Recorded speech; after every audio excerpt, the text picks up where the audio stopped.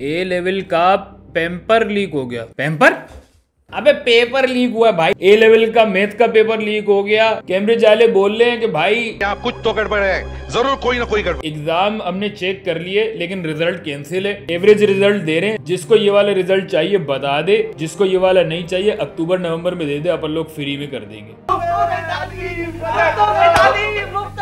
अभी लोग परेशान हो रहे कि क्या हो गया यार, इतनी मेहनत की थी, अभी दोबारा से पढ़ना पड़ेगा। और कुछ बच्चे खुश हो रहे कि भाई पहली दफा में ही नहीं पढ़ा था, अच्छा ही हुआ, मेहनत नहीं की, अभी 2-3 महीने में तैयारी करके एग्जाम दे लेंगे, रिजल्ट आ जाएगा, आगे बढ़ेंगे लाइफ में। सिर्फ यही नहीं है भाई, हर साल आता है कि इंटर का पेपर लीक हो गया, मैट्रिक का पेपर लीक हो गया, इंडिया में अलग मसाइल चल रहे हैं, नीट, डर्टी, क्लीन विलीन, सब चीज का पेपर लीक हुए चला जा रहा है। तो अगर एग्जाम में इतना मसला है तो ये करते क्यों है एग्जाम भाई? बच्चों को अलग परेशान किया हुआ है, एग्जाम संभल नहीं रहे। मैं तो कहता हूँ ये सिस्टम ही फारिग है भाई। तालीम का सबसे बड़ा दुश्मन एग्जाम। और ऐसा क्यों है?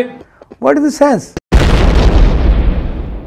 भाई इंसान पहले करता था खेती बाड़ी, दुनिया में कम लोग थे, सुकून से सब लोग रहा करते थे, पैसा वैसा भी नहीं होता था, बोलते थे हाँ तुझे मकई चाहिए ये ले, मुझे गेहूं दे दे, आप ये लो, मैं भी ना चाह, मेरे को दो। रोटी चावल पे जिंदगी आराम से गुजर रही थी। कोई भी चीज बनानी होती थी, एक इंसान अपनी मेहनत से वो एक पूरी चीज बनाता था। कुछ लोगों ने लेकिन ये देखा और बोला कि इतनी मेहनत कर रहा है, पागल है ये, तो ये मेहनत कम करने के लिए मशीनें इजाद होना शुरू हुई। अगर एक चीज बनाने में 1 हफ्ता लगता था, मशीन की मदद से तो वो हफ्ते का काम दिन में हो रहा है। फिर आया इंडस्ट्री, आ गई सनती इनकलाब, आ गया भाई, एकदम इन्होंने वक्त बदल दिया, जज्बात बदल दिए, जिंदगी बदल दी। और फिर दौर शुरू हुआ मास प्रोडक्शन का। साथ साथ आबादी भी बढ़ रही थी, ज्यादा लोग हैं, ज्यादा चीजें भी चाहिए, और फिर जाहिर है कि टाइम पे भी चाहिए, जल्दी चाहिए, तो ये मशीनें आना शुरू हुई। तकरीबन आप समझ लो 18वीं सदी में ना ये इंडस्ट्रियल रिवोल्यूशन यूरोप में स्टार्ट हो गया था। उसके बाद ये आहिस्ता आहिस्ता बढ़ता चला गया, और फिर जब 20वीं सदी तक आप आए तो चीजें इतनी मुश्किल से मुश्किल होती गई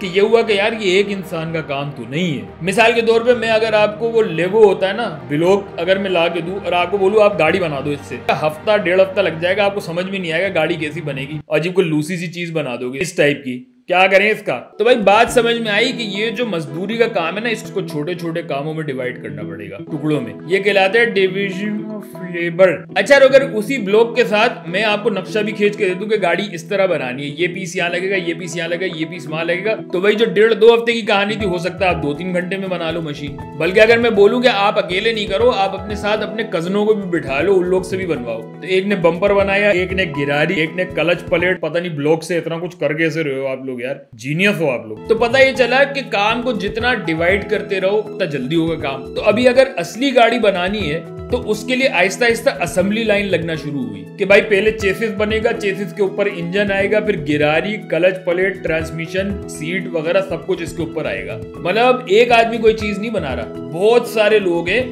और हर आदमी छोटी छोटी चीज बना रहा है। अभी आप सोचोगे इसका तालीम से क्या ताल्लुक है, क्या बकवास किए जा रहे हैं, पागल है ये? यहीं पे तालीम का ताल्लुक आता है कि भाई जब असेंबली लाइन पे बंदे को खड़ा करना है, मिसाल के तौर पे आपको मैंने ड्यूटी दी कि ये वाला पहिया आपको यहाँ पे लगाना है, बस इसके अलावा कुछ नहीं करोगे, चुपचाप काम करना, दिमाग नहीं लगाना, दिमाग बंद करना। तो ये तो बहुत आसान सी बात है कि आप पहिया उठाओगे और यूं करके चिपकाना है, अगला चला जाएगा, फिर पहिया उठाओगे, यूं चिपकाओगे, आगे चला जाएगा। मतलब आपको प्रोसेस आना चाहिए और आपको याद होना चाहिए कि आपको करना क्या है, और बस इससे ज्यादा नहीं चाहिए। और जाहिर है किसी जाहिल आदमी को असेंबली लाइन पे थोड़ी खड़ा कर सकते हैं कि उसने पहिया लगाया, उसमें सुई चुबा दी और आगे कर दिया। तो ये समझ में आया कि भाई ये जो स्कूल वगैरह है ना, जहाँ से लोग पढ़ के निकल रहे हैं, इन लोग को सिखाना ही है कि यार चुपचाप याद रखो और दिमाग अपना बंद कर लो और दिमाग ज्यादा इस्तेमाल नहीं करना। और फिर जो स्कूल भी बनाए गए उसमें भी आप देखोगे कि भाई रोज में लोगों को बिठाते हैं। क्यों? क्योंकि असेंबली लाइन में भी यही होता है, एक स्टेप है, उसके बाद दूसरा स्टेप है, उसके बाद तीसरा स्टेप है, सारा लाइन में चल रहा है। मतलब स्कूल का मकसद ही ये था। अच्छा, और फिर ये था कि जो चीज आपने सीखी है वो पूरी की पूरी आपको याद होनी चाहिए, रट्टा लगा लो, भूलना नहीं। असेंबली लाइन अगर तेरी वजह से रुकी ना,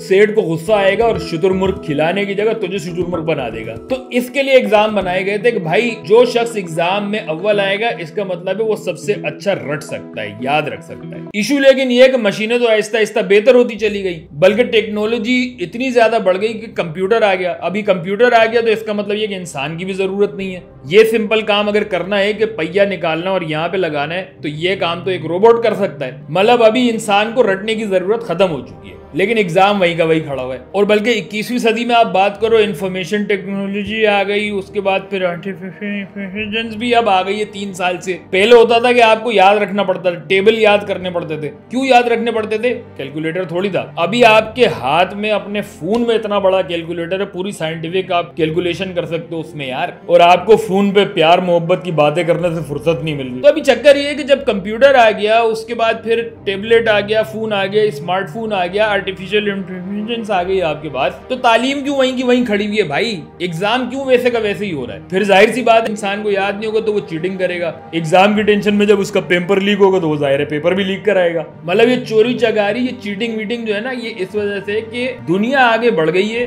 तालीम का निजाम लेकिन वही का वही है। और इसकी असल वजह है बुढ़े बैठे हुए ना, जिनको ये कि हमने तो बचपन में ऐसे ही पढ़ा था, तो तुम लोग क्यों नहीं ऐसे पढ़ सकते? भाई इसलिए नहीं पढ़ सकते कि आपकी टाइम पे टेक्नोलॉजी थी नहीं, आपको रटना पड़ती थी चीजें, अपन लोग को रटने की जरूरत नहीं है। तो इस वजह से जो तालीम का सिस्टम है ना, इसको पूरे को बदलना होगा यार। एग्जाम करने से किसी का फायदा नहीं हो रहा, अब तो नुकसान ही नुकसान हो रहा है। क्योंकि जैसे पिछले जमाने में आपके पास मालूमात थी नहीं, अब इतनी ज्यादा मालूमात है कि हर आदमी एक्सपर्ट बना हुआ है यार। तो अभी जो एग्जाम होना चाहिए ना, वो इस चीज पे होना चाहिए कि आप जो रिसर्च कर रहे हो, आपके पास जो इन्फॉर्मेशन आ रही है इतनी सारी, उसमें से आप सही इन्फॉर्मेशन ला सकते हो या नहीं ला सकते हो, आप पढ़ भी रहे हो या नहीं, और जो पढ़ रहे हो वो सही चीज पढ़ रहे हो या नहीं पढ़ रहे हो, ये सारी बातें होनी चाहिए, जो कि हो ही नहीं रही, और पाकिस्तान में तो खासतौर से नहीं हो रही। अच्छा, एग्जाम में सबसे बड़ा इशू ये है कि आपने जो भी साल भर मेहनत की है, आपका एग्जाम होगा एक ही दिन हिसाब होगा। उस दिन अगर आपकी तबीयत खराब है तो जाओ चूल्हे भाड़ में जाओ यार, आप इंसान थोड़ी हो, रोबोट की तरह नहीं हो सकते कि तबीयत खराब ना हो। बल्कि ओए लेवल के एग्जाम की अगर आप बात करो, उसमें तो इतनी ज्यादा सिक्योरिटी होती है, चेक करते हैं कि कोई बंदूक या बम तो नहीं लेके आ रहा एग्जाम में। अब एग्जाम देने आ रहा, बंदूक क्यों लेके आएगा?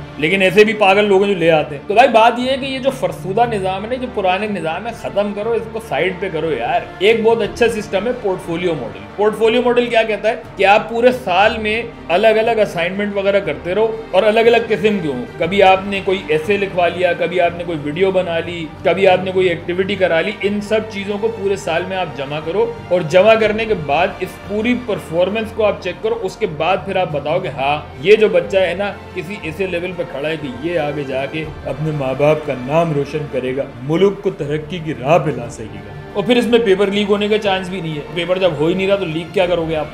लोग तो वैसे चैंपियन है, इसमें भी कोई ना कोई और जुगाड़ निकाल लेंगे, लेकिन कम से कम जो एग्जाम का अभी सिस्टम है ना यार, ये खत्म कर दो। तालीम को धंधा बना के रख दिया है। हर आदमी बस ये कर रहा है, तेरे कितने ए आए हैं, तेरी कितनी परसेंटेज आई है, तू किस यूनिवर्सिटी में जा रहा है, तूने किस बोर्ड का एग्जाम दिया है। इस सब से निकलो यार, बहुत आगे बढ़ चुकी है दुनिया। अपन लोग को भी जरूरत है कि दुनिया में इससे आगे बढ़े। सही है, अभी जाओ एग्जाम की तैयारी करो, जब पोर्टफोलियो मॉडल आएगा तब बात करेंगे। सही है।